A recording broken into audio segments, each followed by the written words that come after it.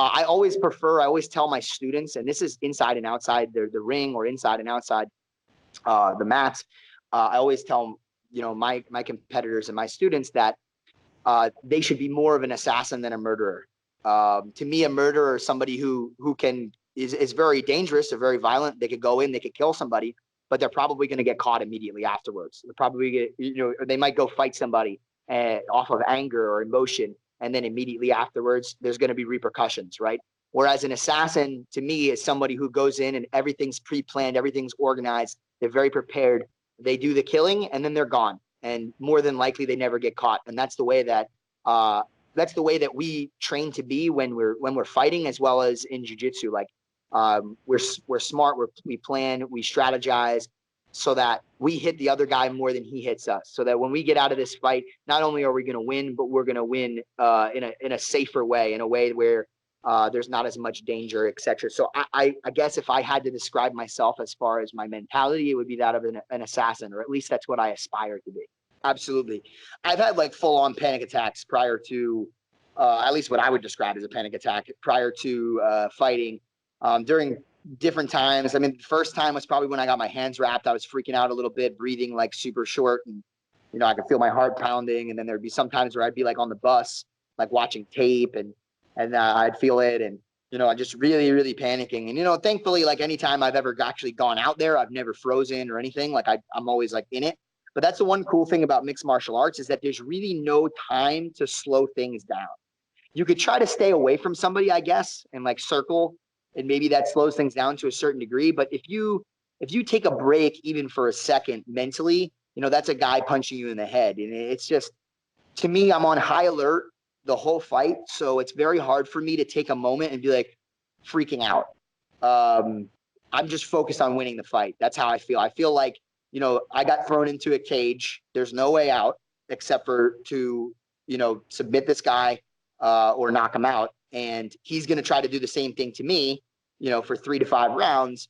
And I gotta make it through that. So let's go. There is no, to me, the fight or flight response, you have those 2 options. Well, one of those options was taken away from you. So I'm only thinking about fight when I get in there. And that's one of the cool things about it, is despite any leveling of anxiety I might feel prior, it's not the same when I actually get in there. When I actually get in there, it's just showtime, and I might be a little bit nervous, but there's so much going on, I don't have time to think about it. As far as grappling competition is concerned, it's a little different, because there's periods of time in grappling competition where you're completely safe. Like, let's say you're disconnected from somebody, nothing's happening. Grappling only exists when you're attached to somebody else's body. So, I mean, if we're just moving around on the feet, like I have time to think and like get nervous, and maybe we're in like a stalled out position, the same sort of thing. Like it's a little bit more of a sport where I have time to just conceptualize what's going on and get my pants a little bit during the actual competition.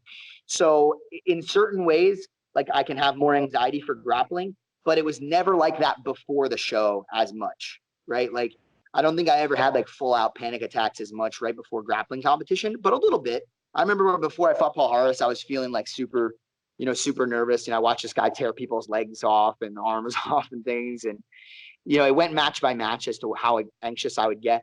But it's definitely just different. I think there can be anxiety with both. But if I had to place, if I thought one gives me more anxiety than the other, it's definitely fighting. I think what that comes from is just so much preparation, and so much, I guess, the building of so much habits, so much good habits, that you feel as though like everything that the other guy is throwing at you is just not really a threat, or if it is, you can deal with it quickly and efficiently. So you develop this level of confidence because you end up being so much better than the person. I think that's the sense that he's probably trying to get at. It's like, all right, he does a round with a guy and he realizes like, oh fuck, man, there's just not really a lot of danger here. Like I know how to keep my distance. Every time he throws his best move at me, I can just get out of the way, or I can counter it.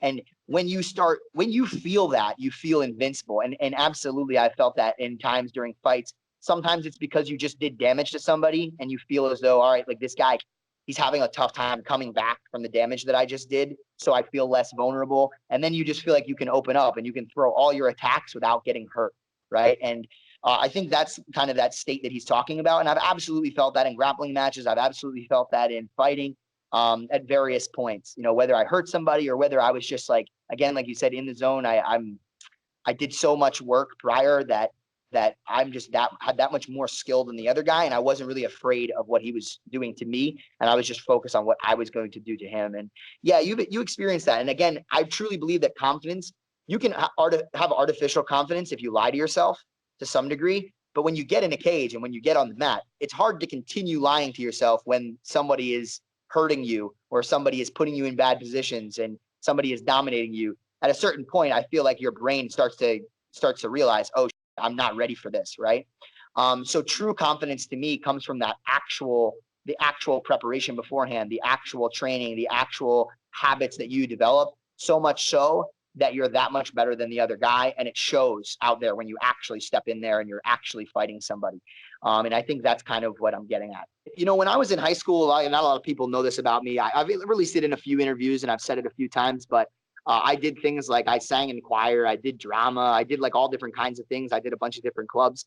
I was doing jiu-jitsu in high school. I started like when I was like 15 and people knew that about me, don't get me wrong, but I don't know how seriously people thought I was ever really going to be or ever really going to take that. Like I was taking it seriously for sure, but I don't know if anybody looked at that and said like, oh man, this guy is going to be like, he's going to be a killer. He's going to end up fighting one. I don't know if they really thought that. So I'm sure it's been so many years now, and I'm sure that with social media, they've been following what's going on. I don't know if it's necessarily surprising anymore, but at some point I'd be willing to guess that they were probably surprised because it was never really my personality in school. I was never overly aggressive. I was never the guy to kind of like, start fights with people or anything like that. If anything, forever, I've always been the person to try to resolve things in other ways. I just never really found it valuable.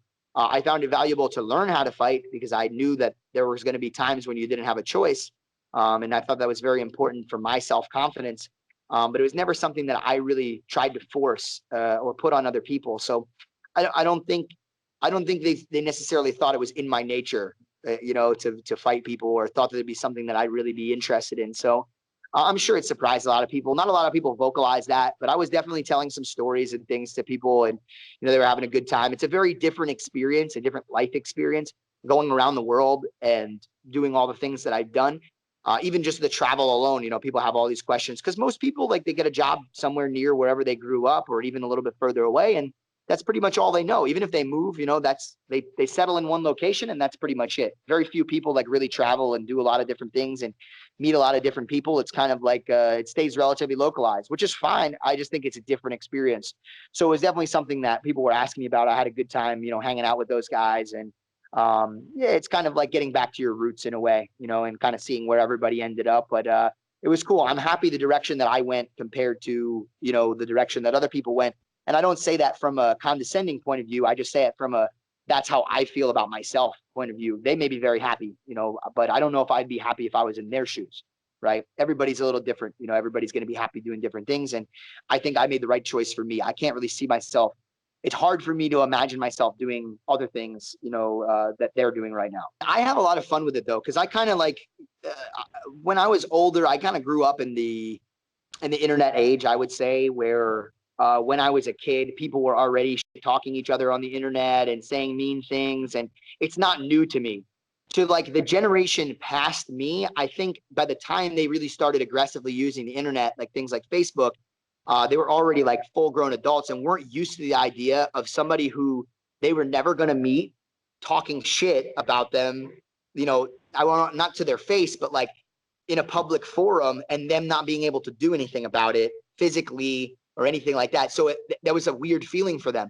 It's not really a weird feeling for me. I've grown up like dealing with that for my whole life. So, and I've always kind of took it in stride and just talk back and I have fun. Like it's really like a hobby for me. People ask, what are your hobbies outside of like what you do? Like one of them for sure is like trashing people on the internet and not because they don't deserve it, usually because they do. So, I mean, I love the hate. A lot of people, like when they encounter people that disagree with them or they, they're quote unquote haters or whatever it is, they'll block these people, unfollow them, whatever it is. And to me, that's such a counterproductive thing, even just from a mental standpoint, because I don't want a bunch of people around me who just love me. I really don't. I find that to be counterproductive. I want people to criticize, even if it seems like stupid criticism. So be it. At least I know what some people are probably saying behind my back. And now I have a fuller sense of self. I forget who it was. It's some sort of psychological concept. I'm a very, very big fan of psychology. I listen to a lot of like audiobooks and things, and I've read quite a bit. I was always like a little hobby of mine, that your idea of yourself is not the only self that exists.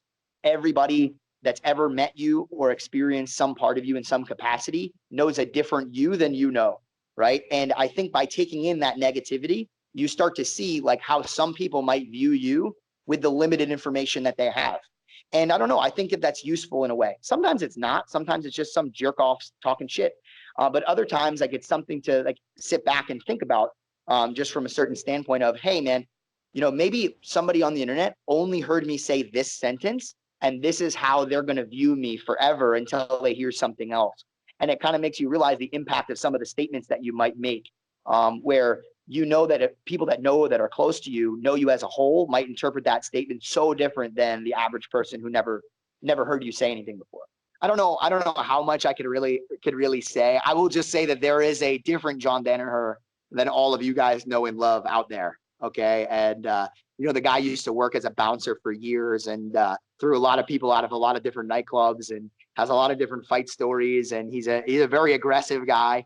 He's not just like, okay, Gary, let's, you're going to move your right leg here. It's like, hey, he's like, that was the worst ashigarami I've ever seen. I would correct it, but I think I'd rather just kick you out of my gym. Like, that's the kind of thing that we experience on a day-to-day basis. And he's going to hear that. He's going to be like, oh, Gary's just like, he's overplaying it. Yeah, okay, sure, buddy. But no, it's a fun environment, man. I thrive off that. Like I said before, whether it's to my face or whether it's on the outside, I love shit talk. Honestly, even between friends is even more fun for me, because they're people I know. I know John. I have a relationship with him. So when he calls, I respect him and his opinion. So it's even better for me, feeling that kind of hate.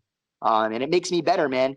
I remember one day I was teaching a technique, and I told everybody nice and calmly and nicely, I said, hey, like, a lot of people make this mistake. And if you make this mistake, you're endangering your training partner. You might fall on their knee. So I need everybody to not do this particular thing.